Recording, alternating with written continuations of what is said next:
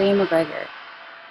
And for me, I'm also a person of faith, and there's a scripture in Philippians in chapter 4 where it talks about give your attention to what is good, pure, lovely, of good report. And so, when I talk to kids about these things, I've watched. I remember I was in Chicago, and I had a teen girl come up to me after a presentation. And I have hundreds of kids that come up to me and talk to me after my presentations. And she came up, her head was down, and she started telling me about all these problems that she had. And they were all mental health problems. And she was looking down and she's saying, yeah, I'm bipolar, and I have social anxiety. And she's kind of fidgeting, and she's looking down, and she looks like she's scared almost. And she's in this like vulnerable position. And she's rattling off this medication that she's on and this medication that she's on, and she's had suicidal thoughts, and she's just going on and on and on and on. And after she was done, I just stopped her, and she was looking down, so I actually did this to her. I just kind of looked. I said, and then I put my hand on her shoulders, and I said, all of that you just told me is all happening in here. I'm not saying it's real in your life, but all of that is in here. And the first thing I want to tell you is that you can take control of this, that you can begin to take control, and you are the biggest healer of some of these things that you're telling me about. And as I started talking to her about the power of thinking, the power that she had, and also encouraging her and saying, you have incredible value. Who knows the things that you are capable of doing in this world? And I said, and you might feel this way now, but if you allow it, the problems in your life now can actually be things later on you're thankful for.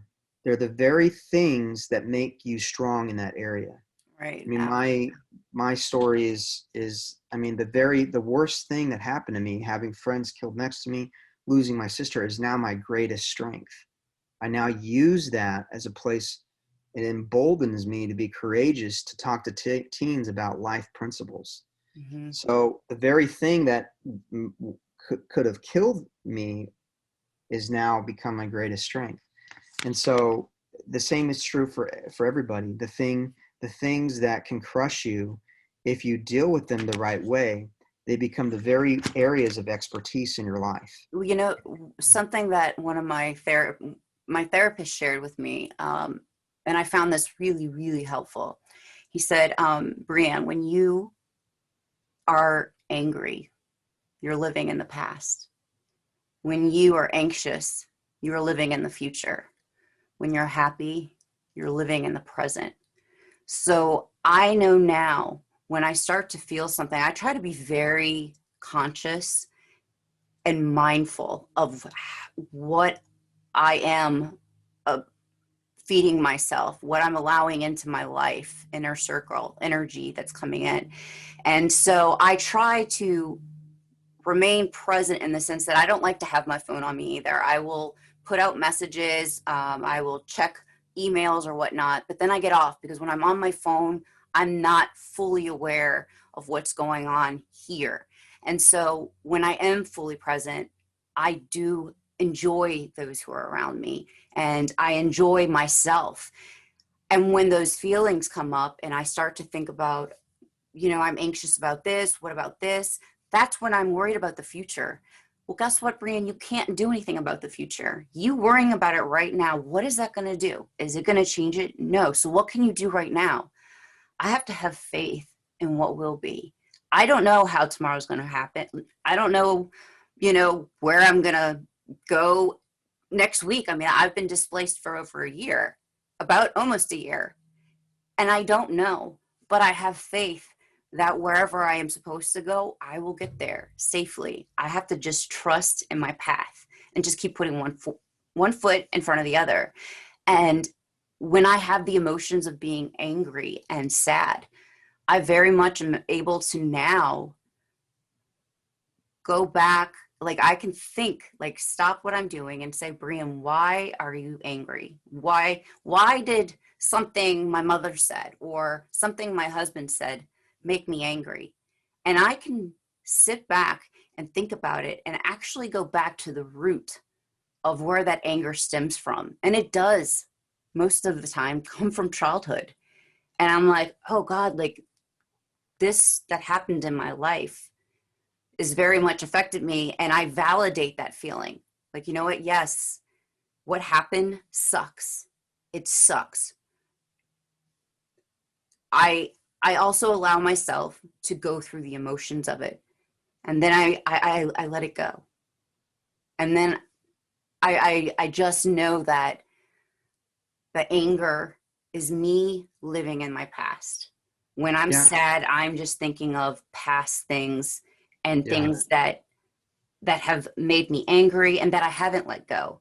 And so I will say that that has helped me so much in like trying to understand, like, where is this thought coming from? Is it something that happened to me? Where is this emotion coming from?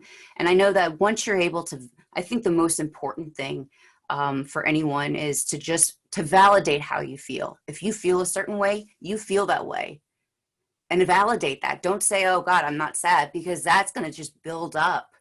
And eventually you're going to be a ticking time bomb, and you're going to go crazy. And so it's okay to have these moments. But I just thought that I would share that because it did help so much Yeah. when he. And you know, you're absolutely right that you have to learn a life skill, and that is basically sometimes embracing wherever it is that you're at. You Mhm. also, on the flip side, sometimes you can get stuck in a feeling, and Yes, sometimes you have to say, you know what, forget that feeling, and say, I'm going to be happy today, and force yourself to smile. very I'm not true. a very I love I don't I've never I've friends of mine have always said one of my strengths is I'm pretty transparent. I'm real, flaws and all. And so, But that's what um, makes you you. That's what makes you and Craig. so, So that. so, um, but sometimes you have to shake off something too. And so, you have to recognize, oh, that's a, you know, um, you know, if someone out there that's listening to this right now has been through a recent breakup or a breakup or a divorce or breaking up with a boyfriend, girlfriend, or fiance, and they're still dealing with heartache from that. Now, there is always an acceptable amount of time to grieve, which is really what happens after you break up for most people. Most people, every once in a while, somebody's really happy to be out of something, but most people grieve when they get out, lose a relationship. Mhm. And there's a grieving process. But if you're grieving 3, 4, 5, 6, 7, 10 years after the fact, then you are stuck in the past. You have become a victim of past. And I Yeah, know a lot about I this. agree. It It's, becomes a vicious cycle that yeah. it just it'll take over and consume you. So, there's, like you said, you don't want to like not recognize when you're in a state of being, or not recognize when you have a consistent emotion coming, because if you try to do that, you might suppress it, which Hmm. when Yeah. you do that, it just grows. Hmm. You give it strength into. So that's why I believe in being an observer of And your I also thoughts. At agree. the I same think that time, talking about it as well, like yeah, talk, go get help. There are people out there that care, and whether you know whether you think so or not, talking about it really does help. Just having someone listen to you. You're not some, and for those that have someone that they feel is kind of going through something, be aware that they could be going through something and just need someone to hear them out. And so I think that that's I agree that the vicious cycle of thoughts is something that I very much am working on currently with my with COVID, and trying to keep myself focused, understand that this is temporary, but stay on the path of, like, I know that this is going somewhere, and that's the faith that comes in. Yeah. So my question for you is, how has COVID affected you in your life and in all aspects of your life? And Well, whatever you feel comfortable talking about. like every like most people out there, COVID has affected most of our lives, and for me, it's really impacted a lot of my life. Um, I wouldn't say all of my life because I haven't allowed it but it definitely impacted my career. It impacted where I lived this year, um, and so I speak mostly in schools, conferences, and so I had 40, 50 events around the country lined up this year, 2020, and they were all canceled or postponed for a later time. Because of that, I couldn't afford where I was living, so I had to move. I was living in Denver, Colorado, and now I live in Nashville, Tennessee, and um, it was the hardest year of my life.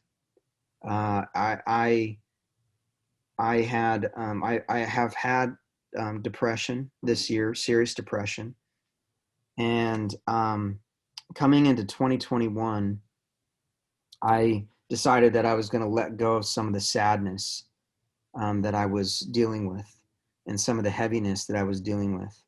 I had I hear a lot of people's tragedies and sad stories, and then I felt like with myself when I travel and speak, even though my program is very dynamic and even funny, and I capture an audience's attention. I still felt that I was always just this guy carrying around this sad story, because um, that's that. And so I'm now looking at my program and presentation, and I'm saying, I don't want to see myself that way anymore. Um, and I don't want to carry around unnecessary sadness. I don't want to carry unnecessary burdens around with me. The other thing I thought, actually, I went to this prayer group one time, and this lady came up to me at the very end, this very humble older lady, out of nowhere. She didn't know who I was. I just got invited randomly to this group. She comes up to me and she says, I have something in my spirit that I feel to tell you, and I don't know why.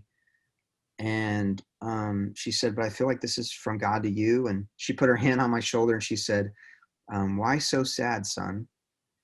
And when she said that, I just started bawling. Oh. And I said, I feel like I carry a sadness of a generation around with me. And I didn't even wasn't planning on saying that. It just came out of me as I was bawling. And I thought, what happens a lot of time, and then that same meeting, another lady, she said to me, I see it's like you walk into a room, and again, they didn't know me at all. And it's like everybody comes, because you're strong or whatever, people come and put their problems on you, and it's like they stamp you with their problems. You're an empath. You and then feel and then you everyone. walk out of the room with all You're of this taking, yes, stuff. and you're feeling I every. had learned long ago not to take stuff with me, not to carry, but sometimes I still did. And I think, just even thinking about myself, I still would think that was part of my responsibility, or part of my job to do that. Now, I can be empathetic with somebody in the moment as they're sharing with me, but when I walk out of that room, I do not carry that with me. That is not my problem. That is their problem, and hopefully I help them with it. But if I carry that out, then every time I walk out of a school, I'm going to be the most depressed, sad person, because I've just heard all their heavy stuff. So I Right. can't carry that around with me. So anyway, this last year was hard, and I had very serious moments of really being super down, more down than I've ever been. I also was engaged earlier in the year, and partly because of COVID affecting that and my job, that didn't work out, and I ended up breaking up with my fiance that I was with for 4 years. So Wow. I lost all my jobs, lost my engagement to the person I thought I was going to marry, had to move, and then also still carrying around this sadness with me. And so coming into the new year, I took some time to meditate and to pray and to really think about what's this next year for me. Mhm. And I thought, I'm gonna let 2020 go. I'm gonna let the hard stuff that happened then go, because it's now 2021, and I'm going to focus on what is my responsibilities right now. What are my responsibilities right now? And like you said, having faith. Faith is just a form of confidence. Mhm. It's being confident. Um, Hope is a weaker cousin of faith. Hope is, hope is, I hope it's sunny tomorrow. I hope it's nice outside. Faith is the sun. I believe the sun will rise tomorrow. I'm confident it will. And love is, no matter if it rains or shines, I'm going to be content and be accepting and embracing of whatever happens. And so there's in the Bible, it says of hope, faith, and love. Love is the best, Mhm. is the strongest. And to me, so I have faith that this year is going to be better, but I also have love that true love to me, it comes from the word agape, which means unconditional love. And we can have unconditional love towards life, that no matter what happens, I am going to be okay. I am going to be content.